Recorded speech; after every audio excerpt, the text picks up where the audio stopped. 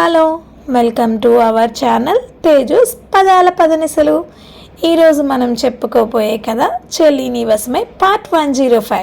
ఇంకా ఆలస్యం చేయకుండా మన సిరీస్లోకి వెళ్ళిపోదామా? రాజేశ్వరీదేవి వెళ్ళిపోయాక రంగి అందరికీ మంచినీళ్ళు తెచ్చి ఇచ్చింది. జరిగినవి అన్నీ జీర్ణించుకుంటున్న అందరూ నీళ్లు తాగి కాస్త స్థిమితపడ్డారు. మరో పావుగంటకి అందరి మనసుల్లో ప్రశ్నలు మొదలయ్యాయి. వాటిలో మొదటి ప్రశ్న, ఈ కాగితాల గురించి అర్హంత్కి ఎలా తెలిసింది?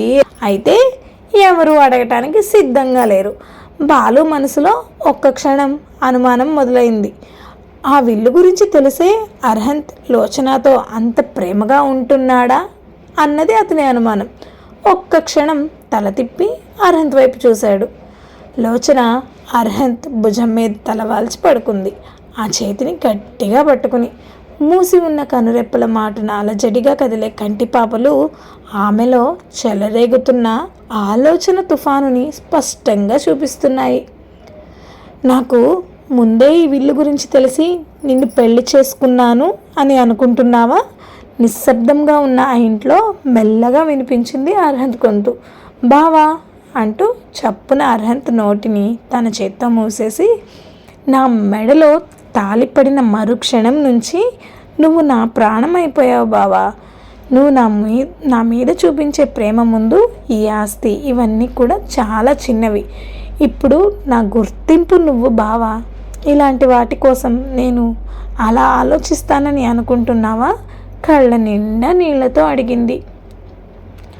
లోచన, నీకు ముందు చెప్పాను, ఇప్పుడు చెప్తున్నాను, నీ కంటి నుండి నీరు నేను భరించలేను అన్నాడు తన కన్నీళ్లు తుడుస్తూ. మరి నువ్వు ఇలాంటి మాటలు మాట్లాడితే నేను తట్టుకోగలనా?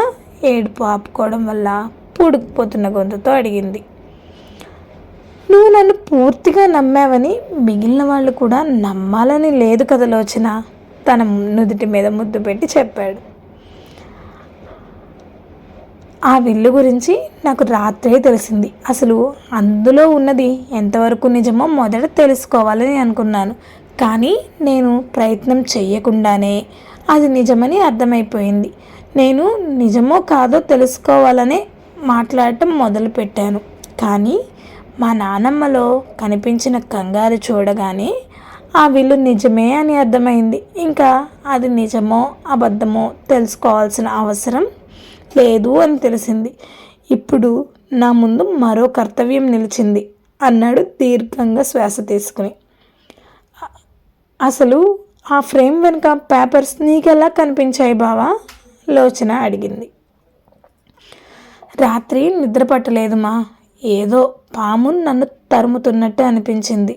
నిన్న బంగ్లా దగ్గరకు వెళ్ళినప్పుడు ఒక పాముని చూసాము, నేను భీముడు బాబాయ్. నిద్రలో అది గుర్తొచ్చేసరికి సడన్గా లేచాను. నైటు నువ్వు ఆ ఫోటోని పట్టుకుని పడుకున్నట్టున్నావు.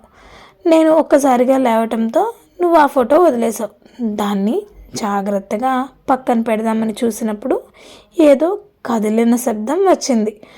మరోసారి ఊపి చూద్దామని నీ పైనుండి తీసుకునే క్రమంలో బెడ్ లైట్ వెలుగులో ఒక పక్క కాస్త నీడలాగా కనిపించడంతో ఫ్రేమ్ వెనుక ఓపెన్ చేయడానికి ట్రై చేశాను.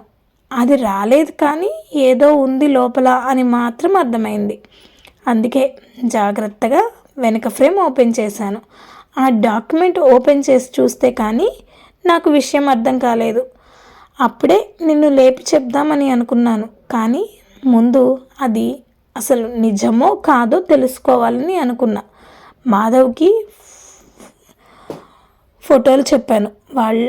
మా అమ్మకి మాధవ్కి ఫోన్లో చెప్పాను, వాళ్ళ తాతయ్యని కనుక్కుంటాడు ఏమో అని. ఒకవేళ అది నిజమైతే అప్పుడు మీ అందరికీ చెప్పాలి అనుకున్నా. నిజం కాకపోతే అది ఎవరో మనల్ని ట్రాప్ చేయడానికి ఏర్పాటు చేసి ఉండొచ్చు కదా, వాళ్ళు ఎవరో తెలుసుకోవాలని అనుకున్నా. తన ఆలోచనను బయటపెట్టాడు అర్హంత్. అదే సమయంలో అర్హంత్ ఫోన్ రింగ్ అవటంతో, రాజాబాబు మీ ఫోన్ అని తెచ్చి ఇచ్చింది రంగి. మాధవ్ దగ్గర నుంచి ఫోన్ అవ్వటంతో వెంటనే లిఫ్ట్ చేసి స్పీకర్లో పెట్టాడు.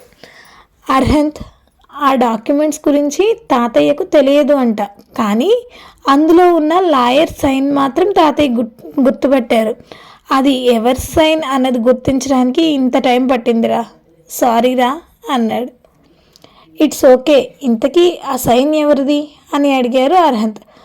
అప్పట్లో మీ తాతయ్య గారి కింద ఒక టీం వర్క్ చేసేవాళ్ళు అంట, ఆయన స్థాపించిన కంపెనీల కోసం. 8 మంది టీం వాళ్ళు, ఒక్కొక్కరు ఒక్కొక్క రకమైన బాధ్యతలు ఉండేవి అంట.